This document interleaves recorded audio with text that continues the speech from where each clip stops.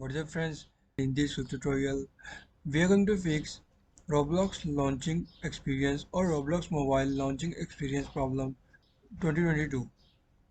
So before you starting video, don't forget to subscribe and also press the bell icon if you are first time on this channel. So to fix launching experience problem on your Roblox mobile, simply just go to settings and just follow every single step as I'm showing you in this video. Also this will fix your problem.